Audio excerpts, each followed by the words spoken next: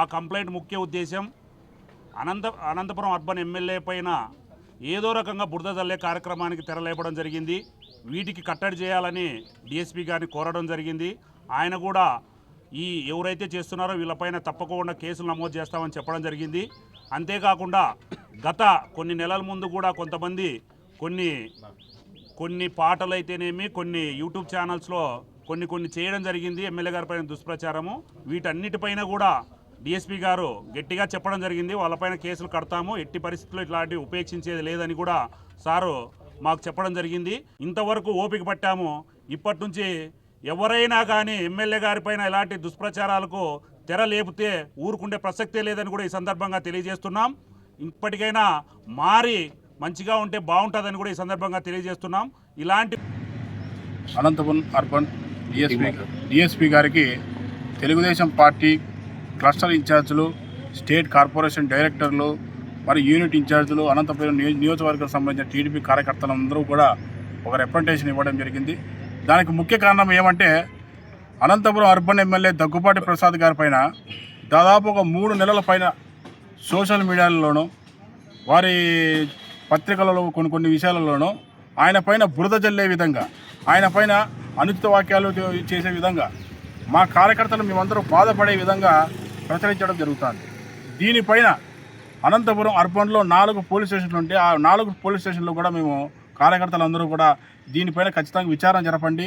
ఎవరైతే ఇలాంటి సోషల్ మీడియాలో పోస్టులు పెట్టి ఎమ్మెల్యే గారిపై మనోభావాలు దెబ్బతినే విధంగా, కార్యకర్తలు బాధపడే విధంగా చేస్తున్నారో వారిపై చర్యలు తీసుకోవాలని మేము 4 స్టేషన్లో కూడా దాదాపు 23 కేసులు కాక మేము ఈరోజు కంప్లైంట్ ఇవ్వడం జరిగింది. వాటిపైన ఇంతవరకు పోలీస్ అధికారులు యాక్షన్ తీసుకోవడం దానిపైన ఇప్పటికైనా కానీ దానిపైన దృష్టి పెట్టి ఖచ్చితంగా ఎవరైతే వారు ఉన్నారో వారిపై ఖచ్చితంగా చర్యలు తీసుకోవాలనే ఉద్దేశంతో మేము ఈరోజు డిఎస్పీ గారికి మొరబెట్టుకోవడం జరిగింది. అదేవిధంగా కొంతమంది పోలీసు అధికారులు అయితేనేమి ఇంకోరు వైసీపీకి సంబంధించిన నాయకులు అందరూ కలిసి ఈరోజు ఈ విధంగా ఎమ్మెల్యే గారి పైన మృతజల్లే చేష్టాలు చేస్తున్నారు. ఖచ్చితంగా వీరిపైన యాక్షన్ తీసుకోవాలని డిఎస్పీ గారికి మేము అందరూ కూడా వినతి పత్రం ఇచ్చి మేము ఆయనకు వినపించుకోవడం జరిగింది. ఇప్పుడు అర్బన్ డిఎస్పీ గారు పోలీస్ చట్టం ఎట్లుంటే మేము పోతామని చెప్పేసి ఆయన చెప్పడం జరుగుతుంది. మేము కూడా చట్టం ఏ విధంగా ఉంటే చట్టపరంగానే మీరు చర్యలు తీసుకోండి అని చెప్పేసి మేము కోరుతున్నాం. మరి వైసీపీకి నాయకులందరూ మరి ఆయన ఒత్తాసు పడుతున్నారా లేకుంటే నాకు అర్థం కావడం లేదు. ఖచ్చితంగా ఏవైతే ఇలాంటి ఆరోపణలు ఉన్నాయో వారిపైన ఎంక్వైరీ చేసి విచారణ జరిపి ఎవరైతే బాధ్యులు ఉన్నారో వారిపైన చర్యలు తీసుకోవాలి, కేసు కట్టాలని చెప్పేసి మా టీడీపీ కార్యకర్తలందరూ కూడా మా బాధను వ్యక్తం చేస్తున్నాం.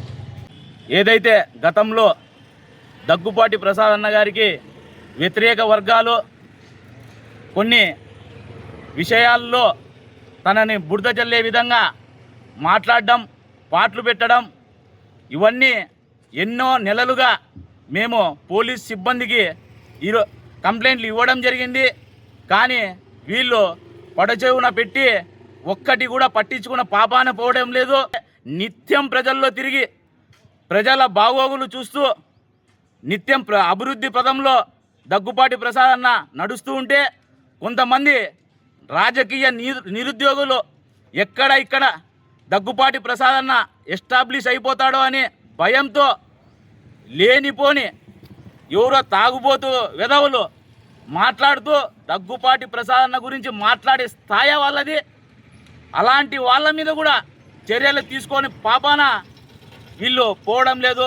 పోలీస్ సిబ్బందికి కనీసం క్లస్టర్లన్నా, మన యూనిట్ ఇన్ఛార్జీలన్నా, నగర అధ్యక్షులన్నా ఏ మాత్రం గౌరవం లేకుండా పోయింది. కనీసం కూర్చోమని పాపాన ఈ పోలీస్ సిబ్బంది పనిచేయడం లేదు.